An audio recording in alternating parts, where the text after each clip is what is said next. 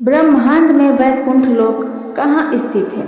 आइए जानते हैं इसके बारे में। वैकुंठ का शाब्दिक अर्थ है जहाँ कुंठा न हो। कुंठा यानी निष्क्रियता, अकर्मण्यता, निराशा, हताशा, आलस्य और दरिद्रता। इसका मतलब यह हुआ कि वैकुंठ धाम ऐसा स्थान है जहाँ कर्महीनता नहीं है, निष्क्रियता नहीं है। कहते हैं कि मरने के बाद पुण्य कर्म करने वाले लोग स्वर्ग या वैकुंठ जाते हैं। हालांकि वेद यह नहीं कहते हैं कि मरने के बाद लोग स्वर्ग या वैकुंठ जाते हैं। वेदों में मरने के बाद की गतियों के बारे में उल्लेख मिलता है और मोक्ष क्या होता है इस पर ही ज़्यादा चर्चा है। खैर, हम आपको पुराणों की धारणा अनुसार बताना चाहेंगे कि वैकुंठ धाम कहाँ है और वह कैसा है। तो आइए जानें वैकुंठ धाम कहाँ है।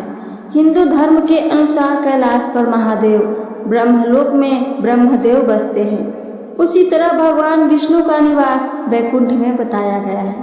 वैकुंठ लोक की स्थिति 3 जगह बताई गई है, धरती पर, समुद्र में और स्वर्ग के ऊपर। वैकुंठ को विष्णु लोक और वैकुंठ सागर भी कहते हैं। भगवान श्री कृष्ण के बाद इसे गोलोक भी कहने लगे। चूंकि श्री कृष्ण और विष्णु एक ही हैं, इसलिए श्री कृष्ण के निवास स्थान को भी वैकुंठ कहा जाता है।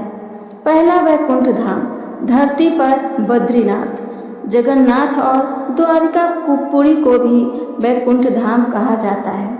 चारों धामों में सर्वश्रेष्ठ हिंदुओं का सबसे पावन तीर्थ बद्रीनाथ नर और नारायण पर्वत श्रृंखलाओं से घिरा अलकनंदा नदी के बाएं तट पर नीलकंठ पर्वत श्रृंखला की पृष्ठभूमि पर भारत के उत्तर में स्थित यह मंदिर भगवान विष्णु का दरबार माना जाता है। बद्रीनाथ धाम सनातन धर्म के सर्वश्रेष्ठ आराध्य देव की श्री बद्रीनारायण भगवान के 5 स्वरूपों की पूजा अर्चना होती है। विष्णु के इन 5 रूपों को पंचबद्री के नाम से जाना जाता है। श्री विशाल बद्री, श्री योग ध्यान बद्री, श्री भविष्य बद्री, श्री वृद्ध बद्री और श्री आदि बद्री। बद्रीनाथ के अलावा द्वारिका और जगन्नाथपुरी को भी वैकुंठ धाम कहा जाता है।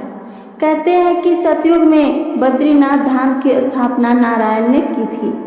त्रेता युग में रामेश्वरम की स्थापना स्वयं भगवान श्री राम ने की थी।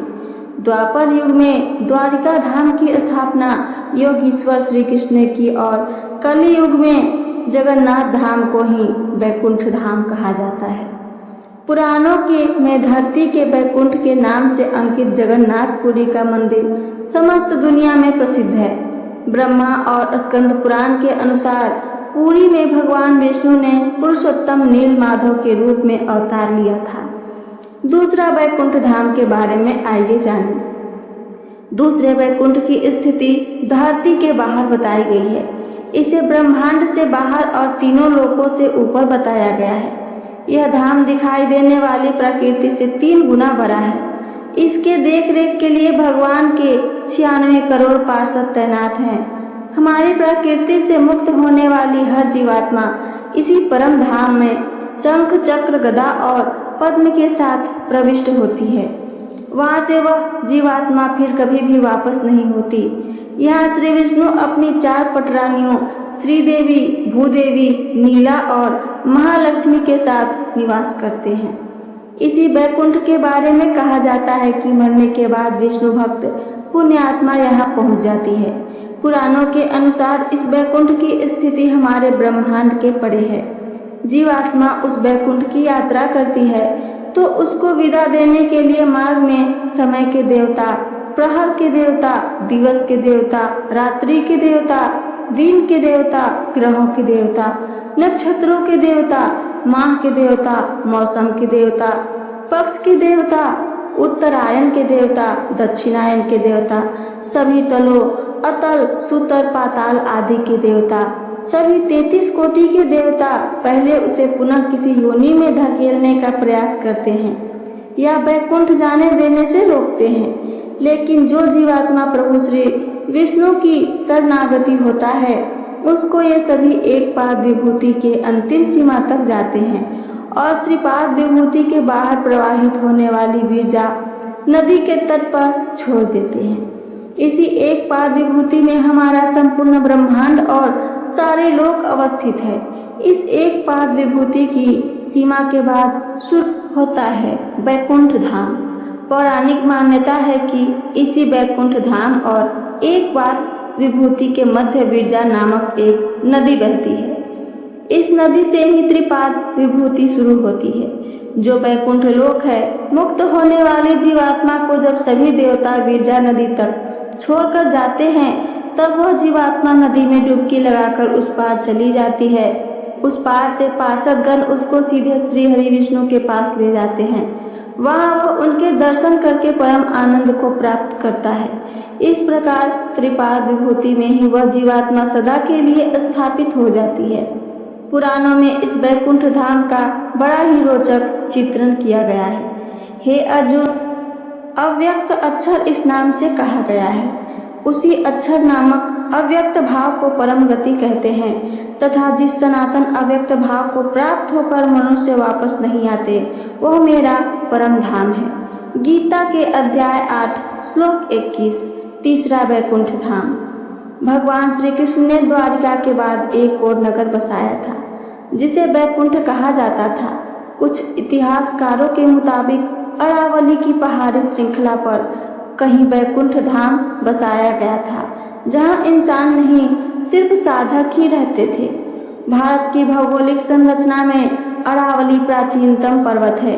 भूशास्त्र के अनुसार भारत का सबसे प्राचीन पर्वत अरावली का पर्वत है। माना जाता है कि यहीं पर श्री कृष्ण ने बैकुंठ नगरी बसाई थी। राजस्थान में यह पहाड़ नैऋत्य दिशा से चलता हुआ ईशान दिशा में करीब दिल्ली तक पहुंचता है। अरावली या अवर्ली उत्तर भारतीय पर्वतमाला है। राजस्थान राज्य के पूर्वोत्तर क्षेत्र से गुजरती 560 किलोमीटर लंबी इस पर्वतमाला की कुछ चट्टानी पहाड़ियां दिल्ली के दक्षिण हिस्से तक चली गई हैं। अगर गुजरात के किनारे अर्बुद या माउंट आबू का पहाड़ उसका एक सिरा है, तो दिल्ली के पास की छोटी छोटी पहाड़ियां धीरज दूसरा सिरा। बैकुंठ और परम धाम में क्या अंतर है, आइए जानें। परम धाम कहते हैं कि परम धाम में जाने के बाद जीवात्मा सदा के लिए जीवन और मरण के चक्र से मुक्त हो जाती है। यह धाम सबसे ऊपर अर्थात सर्वोच्च है। यहाँ निरंतर अच्छे सुख की अनुभूति होती रहती है। यह धाम स्वयं प्रकाशित है। यहाँ न सुख है और न दुख, यहाँ बस परम आनंद ही है। बैकुंठ धाम मान्यता है कि इस धाम में जीवात्मा कुछ काल के लिए आनंद और सुख को प्राप्त करती है, लेकिन सुख भोगने के बाद उसे पुनः मृत्यु लोक में आना होता है। इस स्थान को स्वर्ग से ऊपर बताया गया है। बैकुंठ के ऊपर कैलाश पर्वत है। बैकुंठ को सूर्य और चंद्र प्रकाशित करते हैं। यहाँ गौर करें तो यह विष्णु का बद्रीनाथ धाम हो सकता है। हिंदू धर्म के अनुसार भगवान श्री विष्णु के धाम को बैकुंठ धाम कहा जाता है। आपने 4 धामों के नाम तो सुने ही होंगे, बद्रीनाथ, द्वारिका, जगन्नाथ और रामेश्वरम। इसमें से बद्रीनाथ धाम भगवान विष्णु का परम धाम है। मान्यता के अनुसार इसे भी बैकुंठ कहा जाता है। यह जगत पालक भगवान विष्णु का वास होकर पुण्य, सुख और शांति लोक है।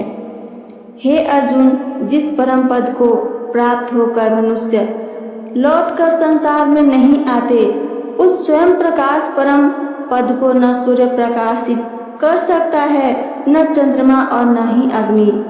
वही मेरा परम धाम है। गीता के अध्याय 15 श्लोक 6। हे अर्जुन, ब्रह्मलोक सहित सभी लोक पूर्णावर्ती है, परंतु हे कुंती पुत्र, मुझको प्राप्त होकर पुनर्जन्म नहीं होता, क्योंकि मैं कालातीत हूँ और ये सब ब्रह्मादि के लोक काल द्वारा सीमित होने से अनित्य है।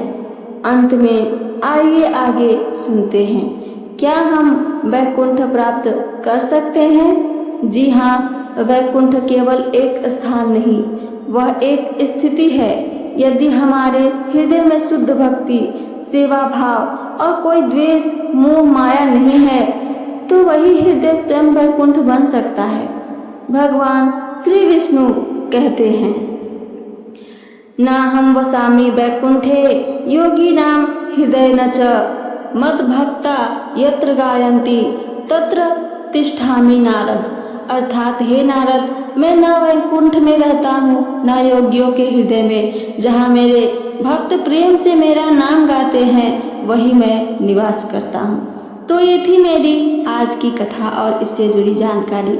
मेरी कथा और जानकारी आप सबको पसंद आई है तो चैनल को सब्सक्राइब करके बेल आइकन को दबाना ना भूलें, ताकि सबसे पहले मेरी हर कथा की जानकारी आप तक पहुंचे। अपना लाइक मेरे वीडियो को ज़रूर करें। सुनने के लिए धन्यवाद। जय श्री कृष्णा। राधे राधे।